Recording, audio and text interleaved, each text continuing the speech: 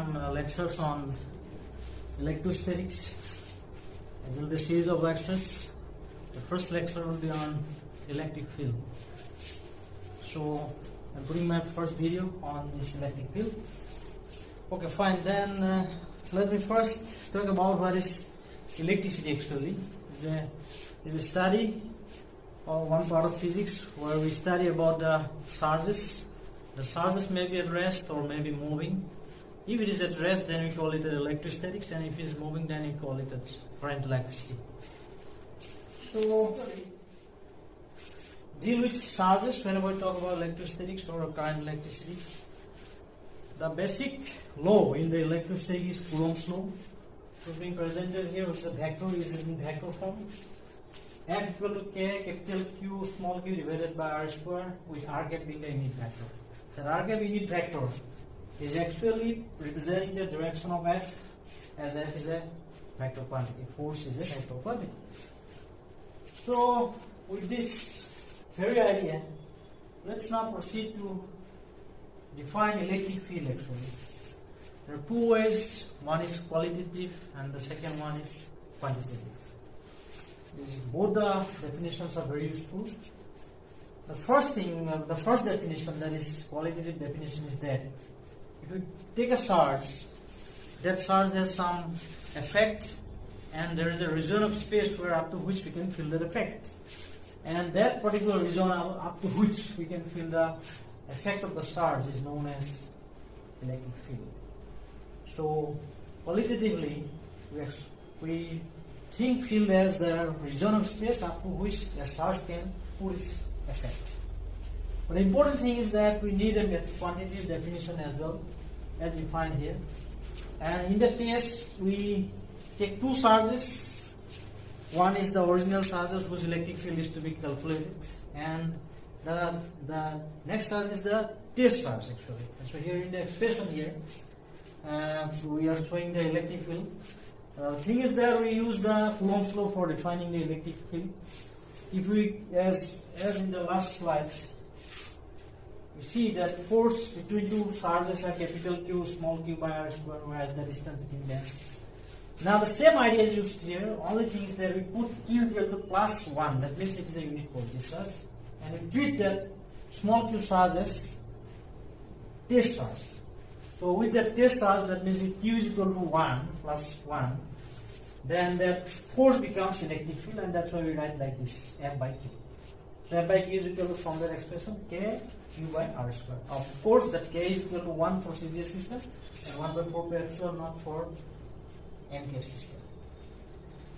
So with this expression, we can now try to find the electric field in a more elaborate way. We first start with taking that figure 1.1. We see that capital Q charge at the origin of a coordinate system, and we are bringing that charge Q, which will be taken at unit positive charge here, and R is the distance. And as we know from Coulomb's law, the force is this, and the field is like this. We put a limit here, Q tends to 0, which means that the effect of this test charge Q is infinitely small. It is infinitely small in the sense that it does not affect the field created by capital Q. So that's condition that one must preserve. Next, if the original charge capital Q, whose electric field we are calculating, is not at the origin, is somewhere at the point A, say, and that unit positive charge at point P. In that case, we take the diagram 1.2, and we see that that R is the position vector of capital Q, and R dash is that of small q. And they have varying distances, capital R and capital R dash. Small r and small r dash, they are in vector form. And the distance between A and P is R minus R dash. They are vectors.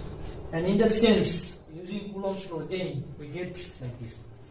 R minus R dash squared. Now we can see that this R is coming, and this R cap is again meaning that direction of the force, since Coulomb's law is a vector law.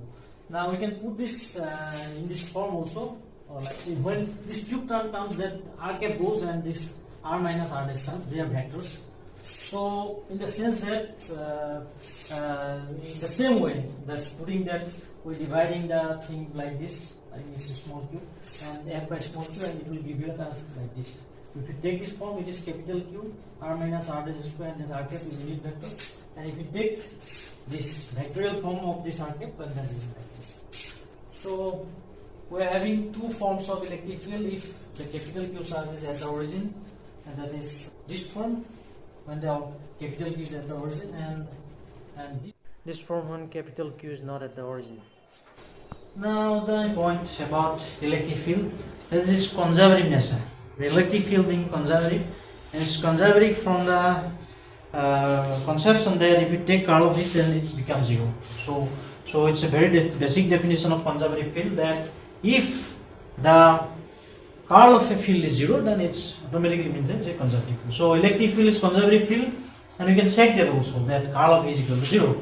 Now another important point is that field is, the curl of field is zero. That means that the curl, the electric field actually is some gradient, actually negative gradient of some function, some scalar function, and that scalar function is actually nothing but electric potential, which we'll take care of that in later course of time.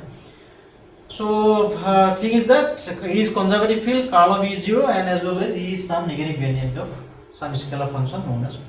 So coming back to the point how to prove curl E equal to zero, you can see we start from the very first from the expression for electric field, that is equal to K Q by R square, okay, as shown, and we find out the curl of E. So doing this, we put all this K is constant, capital Q is constant. The only thing is that you can put them outside of the thing, and this is curl of R vector by magnitude R cube. Magnitude R cube. Okay. But from mathematical identity, vector identity, this curl of R by R cube can be put like this, and then get gradient of 1 by R cube cross R, 1 by R cube, and then this curl of R. So curl of R is 0 because R is, we can prove it, R curl of R is 0, so that put 0, and then this result of this gradient of 1 by R cube is minus TR by R cube of 5. So we see that there are two vectors, R and R. Since two vectors are parallel, or same vectors in vector identity, if two vectors are same, they are parallel, and that means parallel vectors, when we take the cross product, it gives 0. So this R cross R also gives 0, as well as this is already 0, so 0 0. So ultimately curl of E is equal to 0. So this certainly proves our point that curl of E is equal to 0, and that's how we can prove that electric field is conservative nature.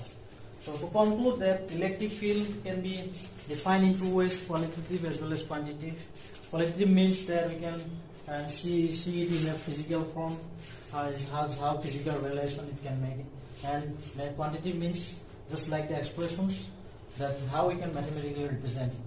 And then we can also, one of the basic property of electric field, that is that curl of it vanishes, which means that it's a conservative field, as well as it can be a gradient of some scalar function. We'll find it later on that this is nothing but it's a gradient, actually negative gradient of electric potential or electric field. So to conclude, we put some assessment. The electric field for a point charge, you can consider both the origin at origin or at some other point. Also some component in terms of x, y, z. That means R is equal to I cap x plus z cap y plus k cap. We can put like this. And capital E can be, or the vector E can be written like I cap Ex plus Z cap EY plus K cap Ez. And then question number 3, why electric field is conservative? We can just already shown it, and that is also why the negative sign is there between the electric potential and field.